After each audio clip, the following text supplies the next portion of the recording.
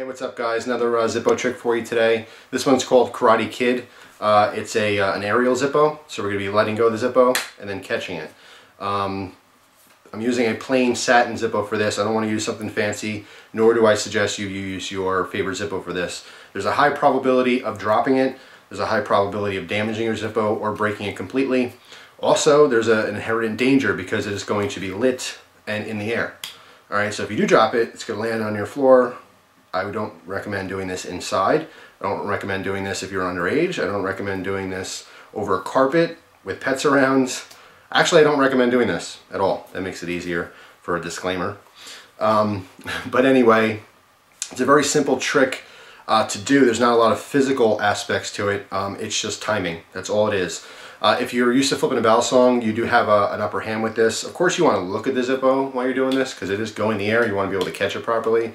But if you do have a little background with balisongs, your peripheral vision is usually enough to be able to throw it up and catch it without looking at it.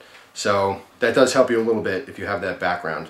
But I do recommend you keep an eye on it. For this video, I'm not going to. I'm going to be staring right at you guys the whole time.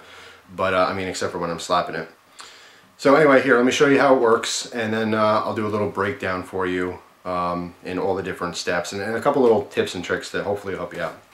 So, this is Karate Kid.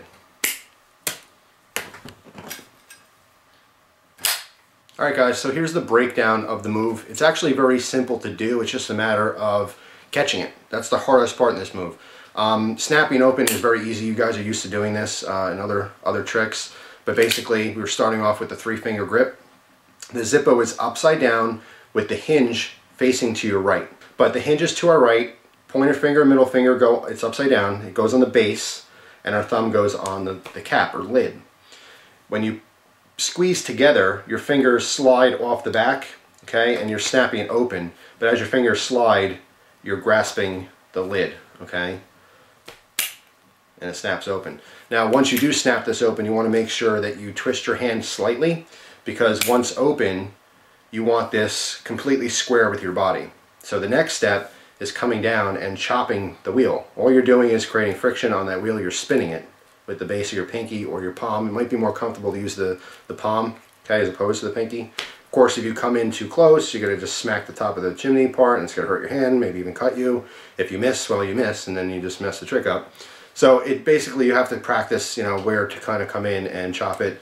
Just give it a bunch of tries. It doesn't take a whole lot of pressure if you have a fairly new Zippo to turn that wheel. If you have an older one, sometimes the wheels start getting a little bit loose on you and stuff. Once it's lit, you're coming down, you're sparking it to light it. Okay. The next step is coming back up with your hand and hitting the body. Okay. When you hit the body, you're literally just letting go of the lid, and the whole thing's going to spin in the air. All right. The next part is obviously just catching it. Now, the biggest tip I can give you, a safety tip, okay, and something I highly recommend and suggest, is that when you try this move, every time that you attempt it, let it rest for at least 20 seconds to let that the insert cool down. Okay, if you like this Zippo, it's obviously creating heat, and you guys know from doing Zippo tricks, you can burn yourself very easily. The longer this is lit, the hotter that metal gets. It's just sheet metal. All right, so when you attempt this trick, let's say you screw it up, you drop it, whatever. Don't like very quickly try it again. Okay, give yourself a little bit of time to let this cool down. If you don't, you will burn yourself. When you're doing any kind of aerial and the Zippo's going up in the air and you re-catch it, particularly when it's open and lit, it's not the fire that's burning you. Okay, obviously if it stays on your hand for a couple seconds, it is the fire. But initially, when doing tricks over and over and over again, this insert heats up incredibly hot, and when the metal touches you, it sizzles your skin like a hot fajita.